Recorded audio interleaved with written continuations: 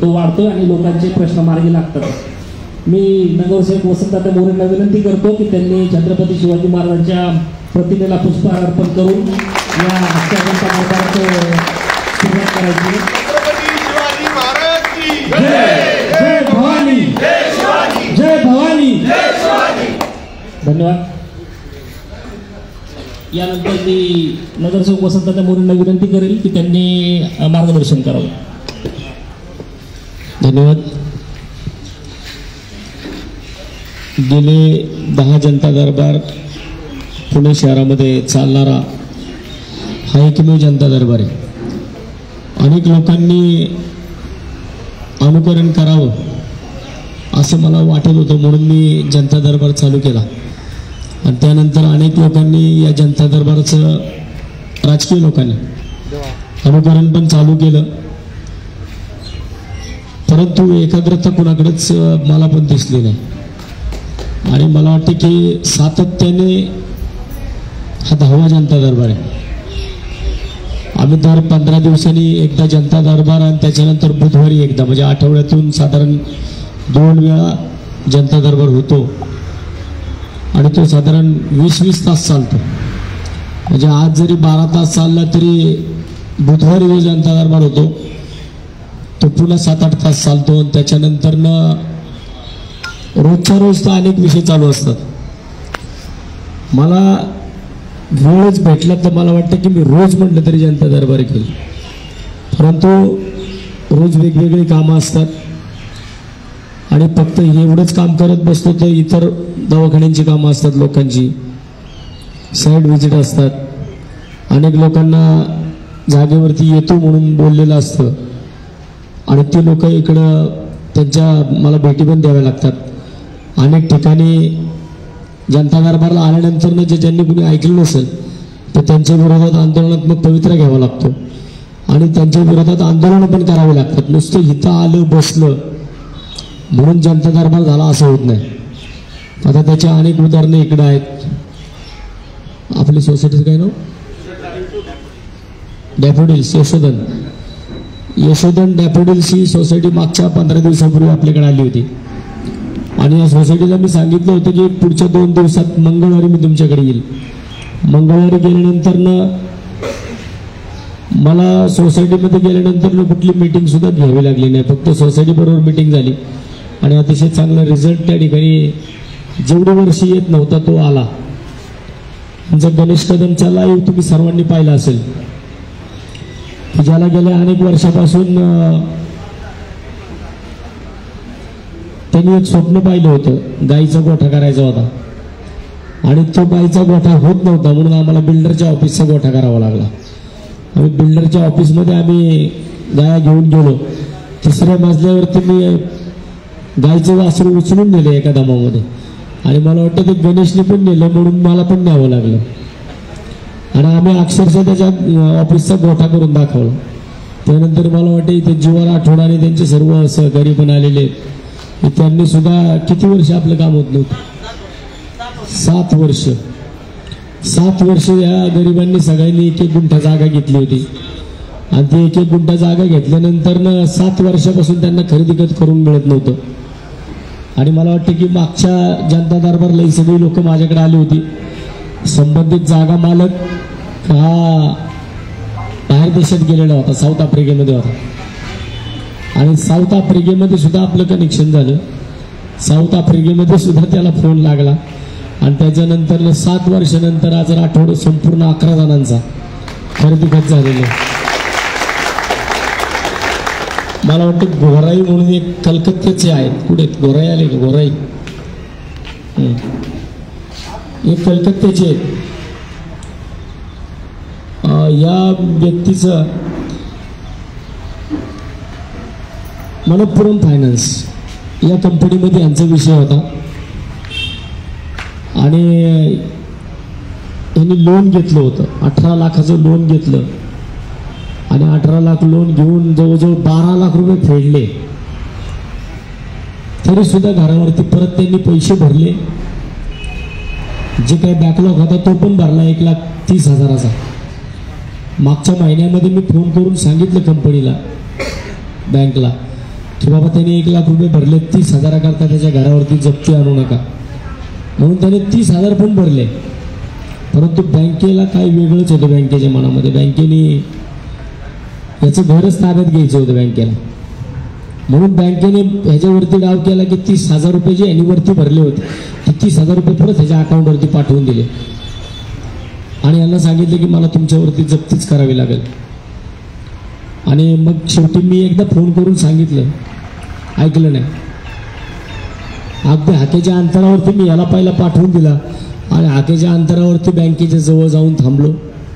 बँकेला परत एकदा फोन केला की बाबा काय होतंय, काय करताय का नाही. नाही म्हणे ते मला केरळमधनं परमिशन घ्यावी लागते आणि ती होत नाही.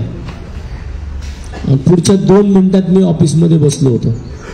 म्हणजे मी अगदी ऑफिसच्या जवळ जाऊनच फोन केला होता आणि दुसऱ्या मिनिटात मी याच्या संग जाऊन बसलो आणि त्याच्यानंतर ना पुढच्या अर्ध्या तासात सगळी बँक माझ्याकडे येऊन बसली. आणि त्याला जो रिलॅक्सेशन पाहिजे होता, त्याची मिसेस प्रेग्नंट होती आणि मिसेस प्रेग्नंट असताना त्याचे बरेच आर्थिक प्रॉब्लेम झाले आणि त्यामुळं त्याला अडचणी निर्माण झाल्या होत्या. सगळ्या अडचणी सांगितल्या. पैसे 12 लाख रुपये पडलेत. आपण पण काही गोष्टी विचारात घेतल्या पाहिजे. 25-25 वर्षाचे आपण लोन करतो. 25 वर्षाचं लोन केलं या माणसाने.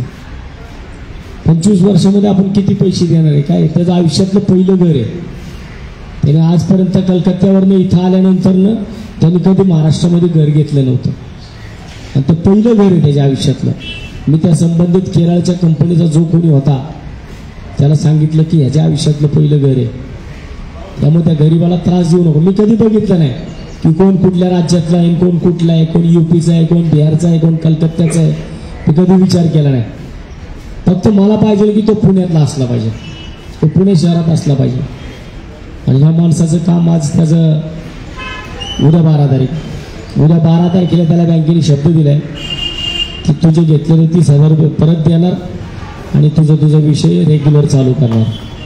मी बँकेला सांगितलंय जर नाही झालं तर पुढचे जे विषय असतील त्याच्यात बायकोला तिथे घेऊन येणार मी आणि तुझ्या मनपुरम गोल्ड ऑफिसचं मग मला दवाखाना करायला लागेल. मग तुझं डिलिव्हरी वगैरे काय व्हायची असेल तर मग तिथे तुझ्या हॉस्पिटलमध्ये तुझ्या ऑफिसमध्ये होईल. त्याच्यानंतर हा सगळा विषय मार्गी लागला. मला वाटतं येस बँक शिंदे म्हणून आहेत, येस बँकेचा यांचा पण विषय होता. 18 लाख रुपये त्यांच्यावरती सुद्धा अटॅचमेंट होती 18 लाखाची आणि 18 लाखाची अटॅचमेंट त्यांची कलेक्टरांचं त्यांना नोटीस पण नाही. फक्त होतं काय की बऱ्याचदा लोक माझ्याकडे येतात, नोटीस आले की पहिल्या दुसऱ्या दिवशी माझ्याकडे येतात. नोटीस टाईम पिरियड राहिला की मग मी कलेक्टर किंवा तहसीलदार यांच्या इतका मोठा नाही ना.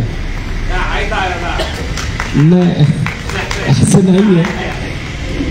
तुमचं काम झालं म्हणून तुम्ही म्हणू नका की आहे म्हणून, पण लक्षात घ्या की मला असं वाटतं की माझी ताकद वाढणं गरजेचं. मी दरवेळेस सांगतोय तुम्हाला माझी ताकद वाढवा, मला पुण्याचा खासदार करा. मग मी यांच्याकडे सगळ्यांकडे बघतो. मग कोण किती ताकद लावते, कोण कामं करत नाही, मग मला बघावं लागेल. आता तुम्ही सर्वांनी पाहिलं असेल परवा दिवशीचा ससून हॉस्पिटलमधला व्हिडिओ सगळ्यांनी पाहिला असेल. मला वाटतं की मला कुठेतरी परत तिथं सुद्धा माझी प्रत्येक ठिकाणी कुठेतरी ताकद कमी पडते. तुम्ही माझी ताकद आहे सगळेजण. मला वाटतं की भविष्यामध्ये जर तुम्हाला सगळ्यांना वाटत असेल की आम्हाला सुखी व्हायचंय, आम्हाला कुठला बिल्डर नडला नाही पाहिजे, आम्हाला कोणी भीती नाही दाखवली पाहिजे, तर मला वाटतं की सगळ्यांनी कोणत्याही परिस्थितीमध्ये कोण कुठेही राहू द्या, प्रत्येकाने एकच लक्षात ठेवायचं की ह्या वेळेस आपकी बार तात्या खासदार. म्हणजे आता सगळ्यांनी बोलतात आता लोक मला पाठवतात पुणे की पसंत मोरे वसंत म्हणून. पण तुम्ही लोकांनी सगळ्यांनी लक्षात घेतलं पाहिजे. याचा 18 लाख रुपये याच्या घराला अटॅचमेंट लागली होती येस बँकेची. 18 लाख रुपये भरले नाही तर त्याचं घर जप्त होणार होतं. आज ते 18 लाखाची सेटलमेंट आपण 12 लाखावरती डन केली. हे मला 12.5 लाख रुपये म्हणले होते, म्हणलं मी 12 लाखात करतो येडा एक काय. हे मला म्हणले 13 लाखापर्यंत घ्या.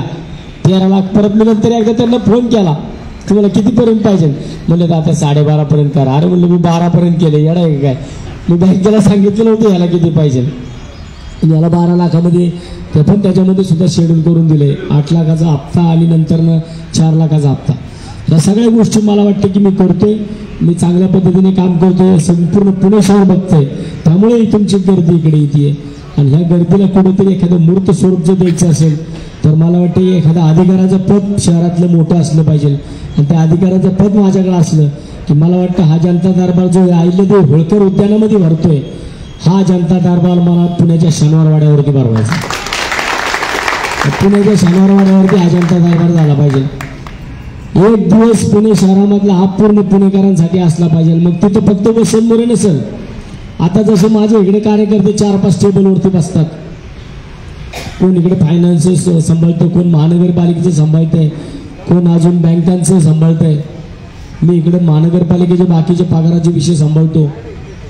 ज्या पद्धतीने आम्ही हे करतो, मला वाटतं की या ठिकाणी असे टेबल हे शासनाच्या लोकांचे लागले पाहिजे, प्रशासकीय अधिकाऱ्यांचे टेबल लागले पाहिजे, पोलिसांचा टेबल लागला पाहिजे की ज्या लोकांना, ज्या गोरगरिबांना त्रास होतोय तिथं पोलीस जिथे न्याय देत नाही त्या ठिकाणी त्यांना न्याय मिळाला पाहिजे. आता मला इथून काय करावं लागतं, मला इथून जे पोलीस स्टेशन असेल त्या पोलीस स्टेशनला मला फोन करून सांगावं लागतं. एखादा कुठला विषय असेल तर तिथल्या लोकांना मला अधिकाऱ्यांना बोलवून सांगावं लागतं. मला वाटतं ज्या दिवशी जनता दरबार असेल आणि ज्या दिवशी वसंत मोरेकडनं सांगितलं जाईल जनता दरबार आहे, त्या दिवशी सगळे लाईनीत उभे राहिले पाहिजेत. मग तुमची कामं खऱ्या अर्थाने होतील. ते मला करायचं एवढं मी या ठिकाणी सांगतो. आणि मला वाटतं की शुभम जगदाळे त्यांनी सुद्धा आज फक्त मीच नाही, अनेक कार्यकर्ते आहेत. समीर शिंदे इकडं आहे, मंगेश रासकर आहे, आमचं तिकडं एवढ्यामध्ये मनोज ठोकर तो पण चांगलं काम करतोय, नितीन आहे, आमचे वकील साहेब काम करतात, सुनील अंधारे, आमचं कदम आहे. ही सगळी लोक अतिशय चांगलं काम करणारी माझी टीम आहे. आणि मला वाटतं की ह्या टीमच्या माध्यमातून जी कामं मार्गी लागतात त्यांची सर्वांची कामं अतिशय चांगल्या पद्धतीने आम्ही भविष्यात सुद्धा मार्गी लावू. मला वाटतं की 2-2 शब्दामध्ये आपण ज्यांचे आहेत, गणेश तुम्ही जीवा राठोड पुढे तू ये, सोसायटीमधनं एक जण या, तुमच्या सोसायटीचे एक जण या, शिंदे तुम्ही या.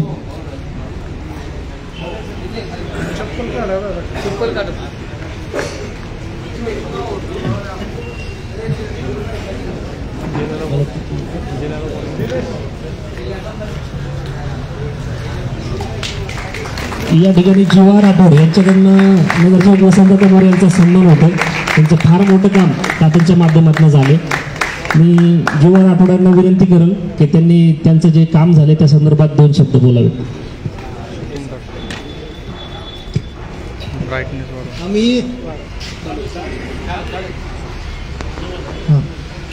आम्ही गेले 7 वर्षापासून आहे ना पैसा दिला होता. बरीच ठिकाणी त्याच्या ऑफिसला फिरलं. जवळजवळ आम्ही ना एका महिन्यात 4 ते 5 ठिकाणी फिरायचे त्याच्या ऑफिसला, तरी पण तो आम्हाला काय रिस्पॉन्स देत नव्हता. इथे आल्यानंतर ना आमचं काम झालंय. आणि तात्याने एका फोनवर ना आमचं काम एका 2-3 दिवसात मार्ग लावून दिला.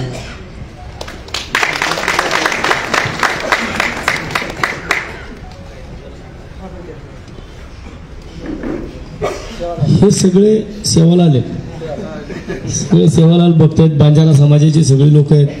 आणि मला वाटतं की संबंधित बिल्डर हा खूप मोठा बिल्डर आहे, खूप मोठा, शेकडो एकर जमिनीचा मालक आहे. आणि ह्या लोकांना अजिबात म्हणजे 7 वर्षापासून पैसे घेऊन तयार होते. मला वाटतं की पहिली अशी लोक असतात की 5 लाखाचा डीडी घेऊन माझ्याकडे यायचे, तात्या मला मेंबर कोण 5 लाख रुपये देणे गेले की वो ॲग्रीमेंट नाही कर रे. मी संबंधित मालकाला फक्त एक फोन केला होता की शेठ तुम्ही बाहेर देशातनं आले की मला फोन करा. नाही फोन केला. मग मी एका भाषेमध्ये सांगितलं, जर या गरिबांना न्याय मिळाला नाही तर पुढचा लाईव्ह तुझ्या प्लॉटवरती होईल. आणि त्या प्लॉटमध्ये मग तुझ्या प्लॉटमध्ये किती खोदकाम केलं, किती झाडं तोडली, किती काय केलं, ह्याला मग नंतरनं वेगळा चार्ज लागेल. आणि ते सांगायच्या आधीच मला वाटतं दुसऱ्या दिवशी यांना त्या दिवशी संध्याकाळी, ज्या दिवशी माझा फोन झाला त्याच दिवशी संध्याकाळी यांना बोलवून घेतलं. आणि पुढच्या 2 दिवसामध्ये यांचं ॲग्रीमेंट झालं. या गरिबांचं सगळ्यांचं घर स्वतःच झालं. किती 11 जण, 13 जण मिळून किती जागा, 13 गुंठे. आणि किती पैसे दिले ते? गरीब नाही आहेत, 90 लाख दिले. गरीबच आहेत सगळे बिचारे. हे सगळे बंजारा समाजाचे लोक आहेत. हे जडीबुटी वगैरे या सगळ्या गोष्टी करतात. आणि कसं का होईना थोडं करून पैसे जमवले होते. 7 वर्षापासून त्यांचा व्यवहार मार्गी लागत नव्हता आणि मला वाटतं पहिला रस्ता सुद्धा यांच्या जागेचा अडवला. तो रस्त्याचा सुद्धा विषय मीच मार्गी लावला होता. त्याच्यानंतर या लोकांना कळालं की रस्त्याचा विषय मार्गी लागू शकतो, आमचा पण विषय मार्गी लागेल. त्यांचा आज विषय मार्गी लागलाय. तुमचं सर्वांचं अभिनंदन. त्यानंतर यानंतर गणेश कदम, ज्यांचं बिल्डरकडे 6 लाख रुपये आले होते. त्यांचं गाईच्या गोठ्याचं स्वप्न होतं आणि त्यासाठी तात्यांनी संबंधित बिल्डरच्या ऑफिसला जाऊन गायींचे वासरू तिथं बांधलं होतं. त्यानंतर दुसऱ्याच दिवशी गणेश कदम यांना 1 लाख रुपयाचा चेक मिळाला आणि तो पास पण झालाय. त्यांचे 1 लाख रुपये मिळालेत. तर त्यांना सत्कार करायचा होता तात्यांचा. यानंतर मी गणेश कदम यांना विनंती करेन त्यांनी 2 शब्द त्या संदर्भात बोलावे.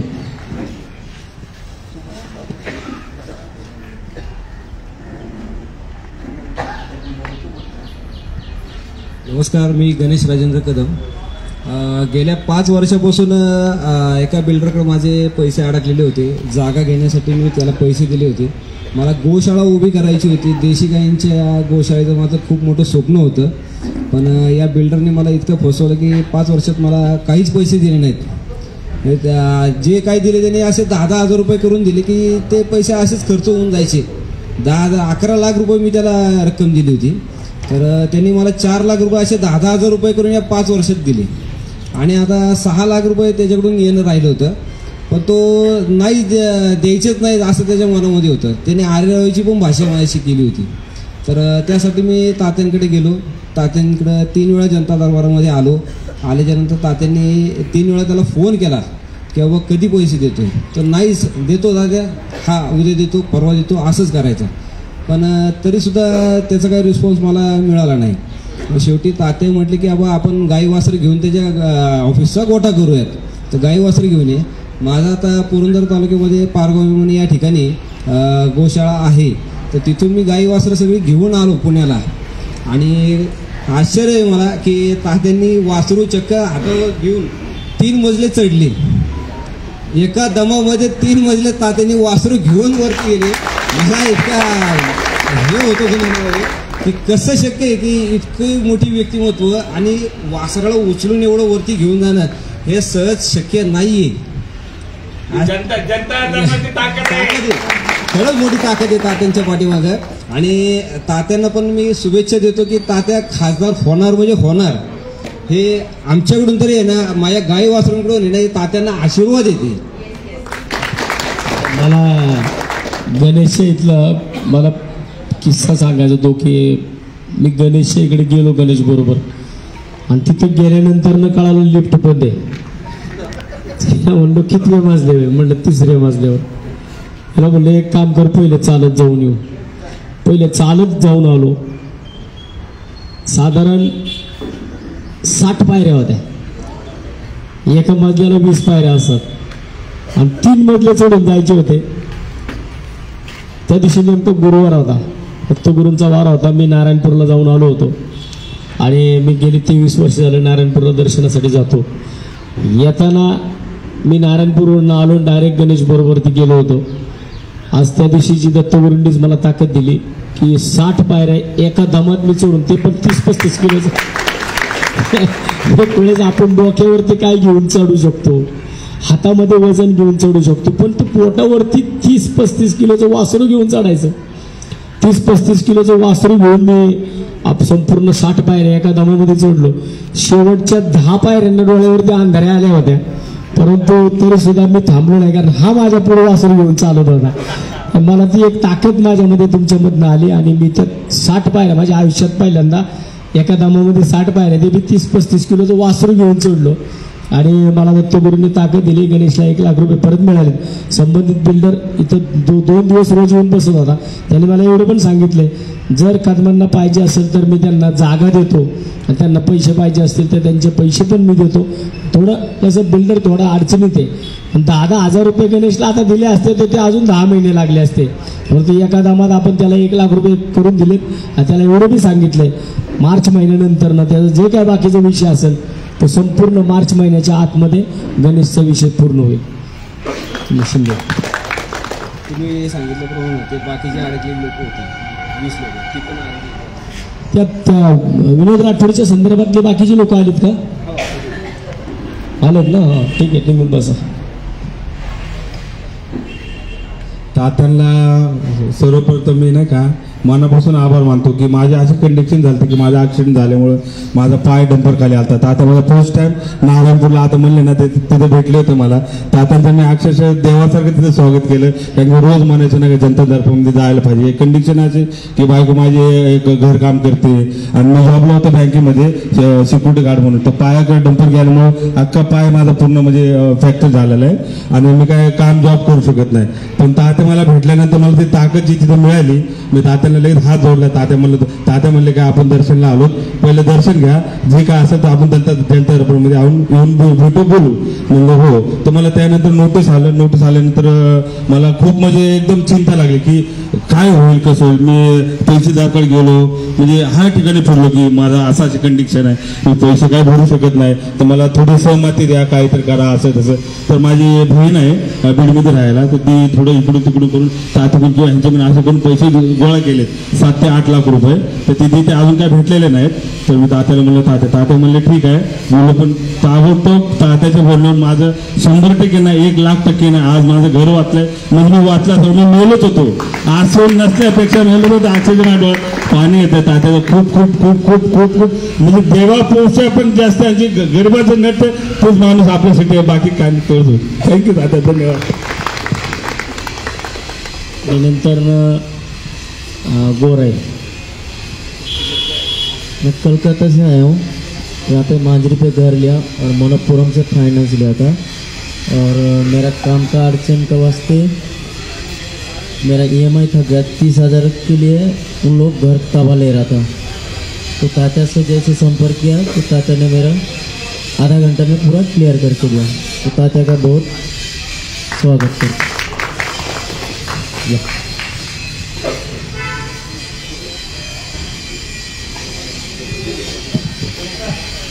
यशोधन डॅफोडिल्स या सोसायटीचे सभासद या ठिकाणी सगळे आहेत. त्यांचं फार महत्त्वाचं काम मार्गी लावलं होतं त्यांनी.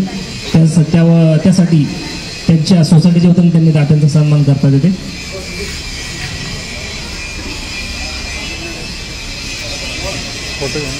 सर्व सोसायटीच्या वतीनं कोणीतरी एक जण, मी त्यांना विनंती, सोसायटीच्या वतीनं सर थोडक्यात बोलतो. धन्यवाद तात्या. जय महाराष्ट्र. तात्यांविषयी म्हणायचं झालं तर तात्यांनी आता एवढ्या लोकांनी सांगितलं, माणसांवर तर प्रेम केलंच, तर प्राण्यांवरही प्रेम केलं. त्यांनी गाईच्या गोट्यासाठी मदत केली. पुणेकरांवरही त्यांचं भरपूर प्रेम आहे. तात्यांना खरंच ताकद वाढवायची गरज आहे. जसं आपण तात्यांनी स्लोगन दिलं आहे, पुणे की पसंत मोरे वसंत. और एक बात ध्यान में रखना, वसंत आया तो बहार तो जरूर आएगी, है ना. इसलिए हमको वसंत तात्या को लाना है. और याचा आम्ही अनुभव बघितला, जेव्हा बिल्डरला फक्त खुमखुमी गेली की आता असतात काही टिपर असतात प्रत्येक सोसायटीत, तर गेली एक टिप की बाबा तात्यांकडे लोक जाणार आहेत. त्या दिवसापासून सोसायटीची कामं सुरू झाली. पण ते बिल्डरचं काम कसं होतं की थोडी डागडुची करायची, वातावरण शांत झालं की परत बंद करायचं, कामं करायची नाही. तर मग जेव्हा तात्या येऊन गेले त्या दिवसानंतर एवढं ट्रान्सफॉर्मेशन झालं. बरेच कामं आमची मार्गी लागलीत. आमची पोरं लहानाची मोठी झालीत. म्हणजे 5 वर्षाचं मुलगा माझं 9-9.5 वर्षाचं झालं तरी त्याला खेळायला गार्डन नव्हतं, ते गार्डन झालं. परत पाण्याचा प्रॉब्लेम होता, तो प्रॉब्लेम सॉल्व्ह झाला. आणि आमच्या या सगळ्या कार्यासाठी तात्यांची, समीर भाऊ शिंदे यांची खूप मदत झाली.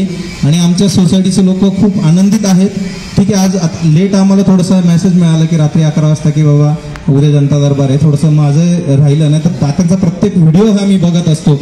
कारण की बाळासाहेब ठाकरे, त्यांच्यानंतर राजसाहेब ठाकरे आणि त्यांच्यानंतर वसंत तात्या मोरे यांचा मी खूप मोठा फॅन आहे. आणि तात्या कोणताही समाज, धर्म, जात काही न बघता सगळ्यांचं काम करतात आणि त्याच आदर्शावर आम्ही चालतो. काही दिवसांपूर्वी शर्मिला बहिणी आल्या होत्या, त्यांनी पण म्हणलं होतं की आमची लोक जात धर्म न बघता काम करतात, त्याच प्रिन्सिपलवर आम्ही सगळे काम करतो. माझी सगळ्यांना रिक्वेस्ट आहे, दरवेळी जी चूक होते ती होऊ देऊ नका. ह्यावेळी मनसेशिवाय पर्याय नाही. आपल्याला मनसेलाच आणायचं आहे, खासदार म्हणून तात्यांनाच आणायचं आहे. आणि तात्या कधीही आमची कुठेही आम्ही छोटी जरी मदत करू शकू असं वाटत असेल तर कृपया आम्हाला आठवण करा. आम्ही तुम्ही केलेल्या कामाचं कधीही आम्ही विसर पडू देणार नाही. ते काम छोटं असो की मोठं, कारण की केलेल्या उपकाराला माणसाने कधी विसरायचं नसतं. जे विसरतात बल एवढं लक्षात ठेवा. तात्यांचं एक स्लोगन लय भारी होतं, मी पण पट्ट्याचा दारुडी आहे, प्रत्येक गाणं मी वेळेवर वाजवणार, आणि ते वाजवणार म्हणजे वाजवणार. ही गोष्ट तर पक्की, आणि वाजवलंच पाहिजे. तात्या नुसते बाकीची लोक नाही, बाकीचे राजकारणी पण जे तुमच्या विरोधात आहेत काय, प्रत्येक लोक तुमचा लाईव्ह बघत असतात, आणि त्या लाईव्हच्या माध्यमातून आम्हाला काही फोन पण आले, असं झालं तसं झालं, तर आम्हाला सोडून तुम्ही यांना बोलतात, त्यांना आम्हाला काहीही घेणं देणं नाही. तात्यांमुळे आमची कामं झालेत, आणि तात्यांनी आमच्या असंच पाठीशी राहावं आणि आम्हाला असंच पाठबळ द्यावं, आणि आपण त्यांना पाठबळ द्यावं, हीच माझी सगळ्यांना नम्र विनंती आहे. धन्यवाद तात्या. आपल्या हाताने अशीच मोठी मोठी कार्य होत राहावं. तुमच्या पूर्ण टीमला आमची खूप शुभेच्छा. समीर भाऊ शिंदे, खरंच धन्यवाद सगळ्यांना. धन्यवाद. जय महाराष्ट्र. त्यानंतर हा विशाल नलावडे, याच्या बाबतीमध्ये म्हणजे कशा पद्धतीने फसवणुका होतात हे जर तुम्ही पाहिलं ना, ऐकलं ना, तर कदाचित मी ह्या गोष्टी का सांगतो, हे काय मला वेळ घालवायचा नसतो, असा विषय नसतो. हे सांगतो मी कशा करता की याच्यामधून तुम्ही काहीतरी बोध घेतला पाहिजे की लोक कशा प्रकारे फसवतात. हा विशाल नलावडे हा राहतो शिरवळ खंडाळा. शिरवळ खंडाळा म्हणजे इथपासून 50 किलोमीटर लांब आहे. हा पुण्यातून 50 किलोमीटर लांब राहतो. बिचारा 15,000 रुपये पगारावर काम करतो तिकडे कंपनीमध्ये, आणि ह्याच्या नावाने ह्याचं बोगस पॅन कार्ड तयार केले गेले. याचं आधार कार्ड ह्याचं, आधार कार्डवरती फोटो पुढे याचा, मागच्या बाजूला पत्ता याचा, पत्ता ह्याचा, आणि फोटो भलत्याच माणसाचा आधार कार्डला. पॅन कार्ड ह्याचं वापरलं, आणि ह्याने आयुष्यात कधी कर्ज काढलं नाही. ह्याच्या नावाचं 50,000चं कर्ज निघालं. ह्याने आता हा 2-3 जनता दरबार माझ्याकडे आला. मी संबंधित TVS कंपनीच्या लोकांना सांगितलं वारंवार की ह्याचा काही संबंध नाहीये, ह्याने कर्जच काढलं नाही. तरी पण ह्याचं सिव्हिल खराब झालं का, तर त्या 50,000 रुपये उचललेल्या कर्जाचे 30 हप्ते थकले, आणि हा याच्या बायकोची डिलिव्हरी आता. म्हणून यांनी काय केलं की बाबा चला आता कुठेतरी एक पर्सनल लोन टाकू. पर्सनल लोन टाकायला ह्यांनी फाईल टाकली, त्याचं सिव्हिल खराब. म्हणून तुमचं सिव्हिल खराब आहे, तुम्ही 50,000 रुपये लोनचे हप्ते भरले नाहीत. ते म्हणलं मी तर कधी आयुष्यात कर्ज काढलं नाही, आणि माझं सिव्हिल कसं काय खराब झालं. मग या सगळ्या गोष्टींच्या तळाला जेव्हा गेला तेव्हा TVS कंपनीच्या एका फ्रँचायझीने या बँकेच्या एक जणाला फ्रँचायझी दिली, आणि त्या फ्रँचायझी दिलेल्या माणसाने बोगस लोन मारले होते सगळे, आणि 50,000चे हप्ते ह्याच्या अंगावरती पडून. आणि जेव्हा ह्याला हे कळलं, मग हा कंपनीत गेला, त्या संबंधित मालकाला शोधला. कधीपासून शोधतोय? 8 महिन्यापासून हा त्या माणसाला शोधतोय, याला माणूस मिळत नव्हता. हा विषय जेव्हा माझ्याकडे आला, तिसरा जनता दरबार, पहिल्या जनता दरबारला फोन केला, दुसऱ्या जनता दरबारला फोन केला, तिसऱ्या जनता दरबारला फोन केला, आणि चौथ्या जनता दरबारला ह्याला बोलून घेतला इकडे. याला म्हणलं कंपनीत जा. त्या माणसाला जो कोणी मॅनेजर होता संबंधित त्याला पण सांगितलं होतं मंगळवारी माझ्याकडे ये म्हणून. मंगळवारी आपण जाऊन पोलीस कंप्लेंट करू, कारण वास्तविक आता कंपनीच्या नावाखाली बोगस ज्याला फ्रँचायझी दिली त्यांनी हे बोगस सगळं काम केलं होतं. म्हणून कंपनीने पहिल्यांदा कंप्लेंट दाखल करणं गरजेचं होतं, परंतु कंपनी कंप्लेंट दाखल करायला पुढे येत नव्हती. याला सांगायची तू जाऊन कंप्लेंट कर, याला पोलीस थांबून पण देत नव्हते. तो सिव्हिल मॅटर आहे कोर्टात जा, सिव्हिल मॅटर आहे कोर्टात जा. मग शेवटी हा आपल्या कोर्टात आला, आणि आपल्या कोर्टात मग कसा न्याय मिळतो माहिती आहे. मग शेवटी मी बुधवारी TVS कंपनीमध्ये आम्ही गेलो सगळे, आणि गेटवरती गेल्याच एक इन्सिडेंट घडला. गेटमधनं माझी गाडी आतमध्ये चालली होती, गाडी आतमध्ये चालली होती तेव्हा गेटवरती आम्हाला सिक्युरिटी गार्डने अडवलं. सिक्युरिटी गार्डने अडवलं, मी काच खाली केली. माझ्याकडे तो बघत राहिला. मला वाटलं अरे मी तुम्हाला लाईव्हमध्ये बघतो. म्हणलं अच्छा ठीक आहे.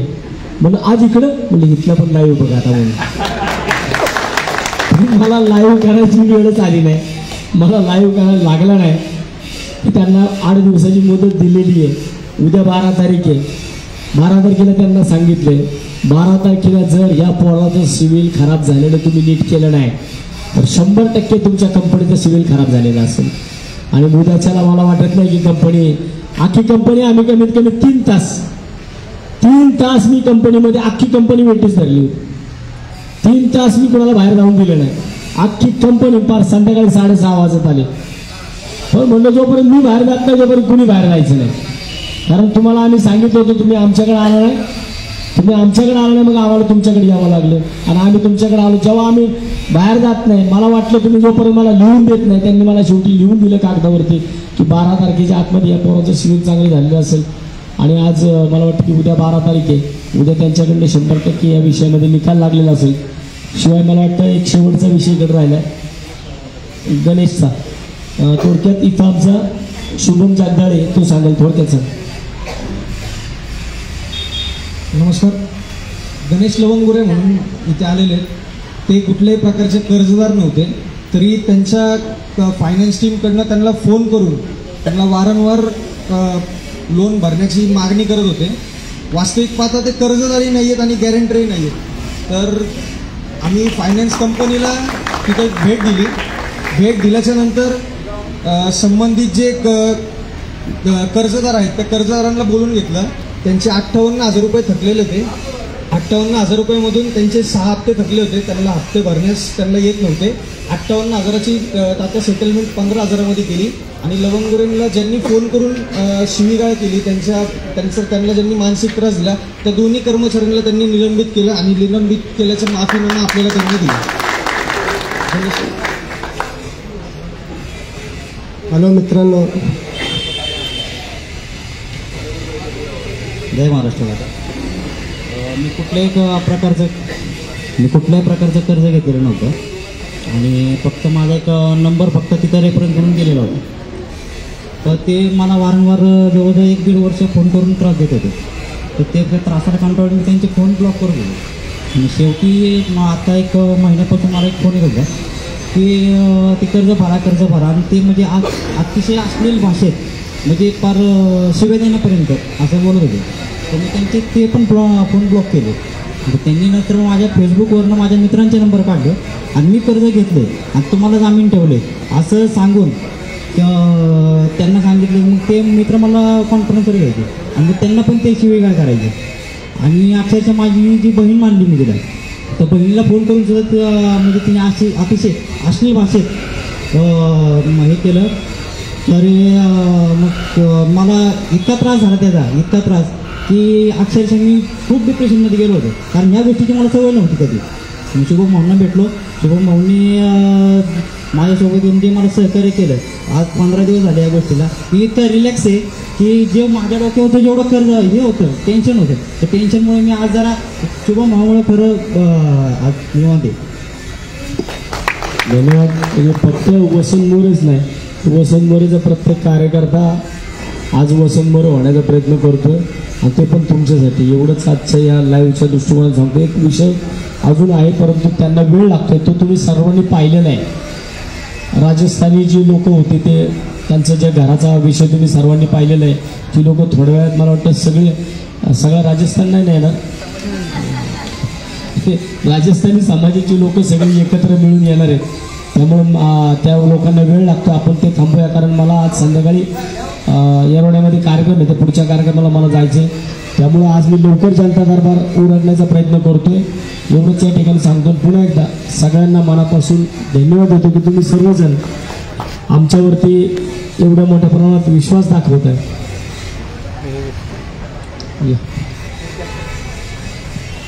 मी सगळ्या महिला वर्ग आणि बंधूंना इथं जेवढे आहेत तेवढ्यांना सगळ्यांना विनंती करते. प्रत्येक माणूस प्रत्येक कुठेतरी फसत आहे, पण प्रत्येकाने प्रत्येकाला साथ द्यायची आणि आपलं काम झाल्यानंतर तात्यांना विसरायचं किंवा आपलं काम झालं म्हणून आपण यायचं नाही, बंद व्हायचं हे कुणी करू नका. कारण का आजही प्रत्येकाला गरज आहे म्हणून यायचं. गरज संपली की जायचं नाही, आपला संबंध नाहीये. आज तात्या छाती ठोकपणे सांगतात मी तुमचं काम केलंय, करून दिलंय.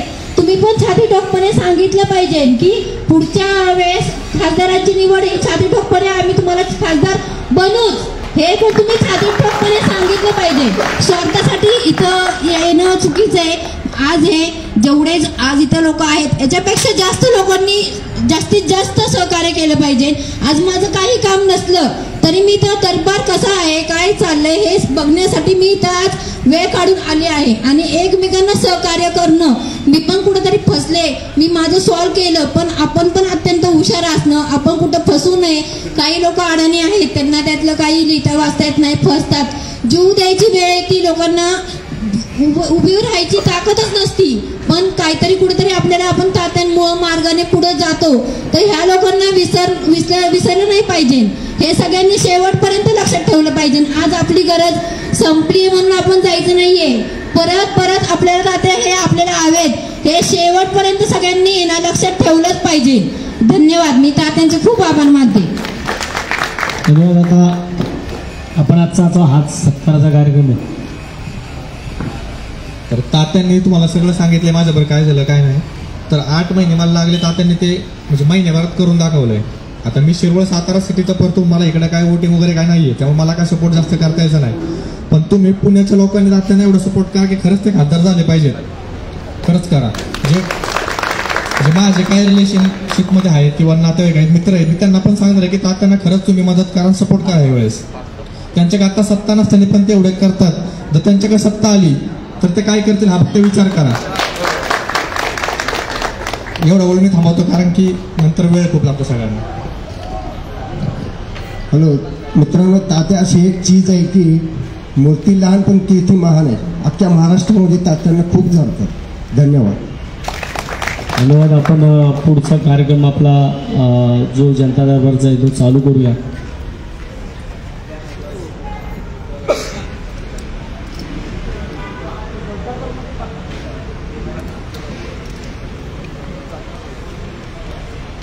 धन्यवाद. फक्त सर्वांनी एवढंच लक्षात ठेवा,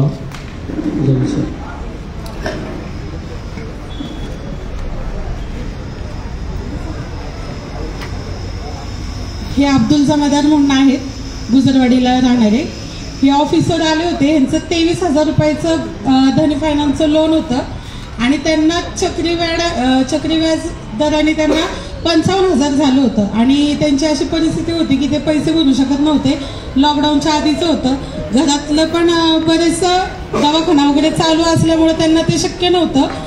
आणि शेवटी धनी फायनान्सला कॉन्टॅक्ट करून त्यांना मी सांगितलं तुमचे जे काही 23,000 आहेत त्यांनी भरलेली अमाऊंट आणि त्यानंतर राहिलेली अमाऊंट अशी घेऊन 11,000मध्ये राऊंड फिगर त्यांचं 23,000लाच क्लोजिंग करून दिलं, जेणेकरून त्यांच्याकडनं व्याजही गेलं नाही, पण त्यांची मूळ रक्कम ही धनी फायनान्सला परत करण्यात आली आणि बाकीचं सेटलमेंट करून त्यांचं ब्लॅकलिस्टचं नाव पण काढलं आणि NOC मिळवून दिली. मी राहायला कात्रेज मागडेवाडीला आहे, पण नाव ह्यांचं भरपूर आहे. नावबद्दल काय सांगायचं, नावापेक्षा पुढे. पण त्यांनी कसं आहे भरपूर काम केलेत.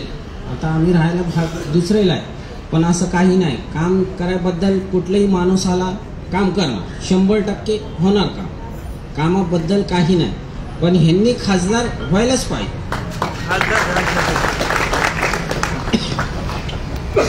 निवडणूक होऊन देतात का नाही कळत नाही मला. ठीक आहे, धन्यवाद. मला वाटतं की मोदी साहेबांना आपण विनंती केली पाहिजे, साहेब लवकर निवडणूक लावा. काय मग आता कसं नगरसेवकाची नाही लावायची तर खासदारकीची तरी लावा.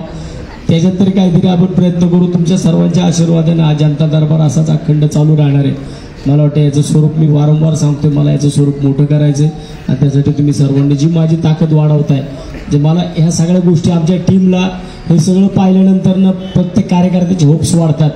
आता मला या ठिकाणी बसलेल्या सगळ्या नागरिकांना सांगायचं की ज्यांचे काही फायनान्शियल प्रॉब्लेम असतील, काही महानगरपालिकेचे प्रॉब्लेम असतील, काही दवाखान्याचे प्रॉब्लेम असतील, तर या टेबलवरती समोरच्या बाजूला नितीन जगताप, मंगेश रासकर, काही कुणाच्या जर लिगल प्रॉब्लेम असतील, म्हणजे कायदेशीर कुणाला सल्ला हवा असेल, तर त्या ठिकाणी आमचे ॲडव्होकेट खिरड आणि आमचे साळुंके साहेब हे 2 वकीलसुद्धा आमच्या पलीकडच्या बाजूला बसलेले आहेत. सुनील अंधारे आणि आमचे कदम हे लोक ज्या फायनान्सचे ज्यांचे विषय, ज्यांच्या गाड्या ओढून घेतलेल्या आहेत, ज्यांचे काही फ्लॅटचे प्रॉब्लेम आहेत फायनान्सचे, त्यांचे तिकडे टेबल लागलेले आहेत. सगळ्यांनाच माझ्याकडे येण्याची आवश्यकता नाही आहे, कारण त्या ठिकाणी त्या टेबलवरती जो बसलेला कार्यकर्ता आहे माझा, तो फोन केल्यानंतर पहिल्यांदा एका भाषेमध्ये समोरच्या माणसाला सांगतो, नमस्कार, मी वसंतदादा मोरे यांच्या जनता दरबारमधून बोलतोय आणि बाकीचा सगळा कार्यक्रम झालेला असतो. त्यामुळे त्या ठिकाणी बसलेला प्रत्येक कार्यकर्ता सुद्धा माझ्याच ताकदीचा आहे. त्यामुळे माझ्याकडे सगळ्यांनी न भेटता ज्यांचे ज्या स्वरूपातले काम आहेत आणि त्या पलीकडच्या टेबलवरती सगळी लोक बसणार आहेत, त्यांना आपण तिथल्या तिथे भेटून घ्या. तुमचे ते प्रॉब्लेम सॉल्व्ह झालेले असतील.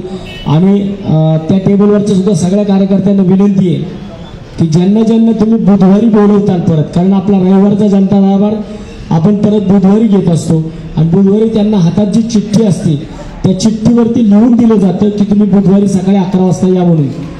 तर ज्यांना बुधवारी सकाळी 11 वाजता बोलवलं जाईल त्या लोकांनी इकडे अमित राऊत माझ्या शेजारी बसलेले आहेत, अमित राऊतांच्या वहीमध्ये आपण आपल्या चिठ्ठीची नोंदणी करायची आहे आणि मग आपण या ठिकाणावरून जायचं. नाहीतर मागच्या बुधवारी जो गोंधळ झाला की माझ्याकडे फक्त 11 ते 12 लोकांचीच नोंदणी होती आणि प्रत्यक्षात 26 ते 27 लोक तिकडं जनता दरबारला आली. त्यामुळं परत बुधवारचा जनता दरबार जवळजवळ 8 तास चालला.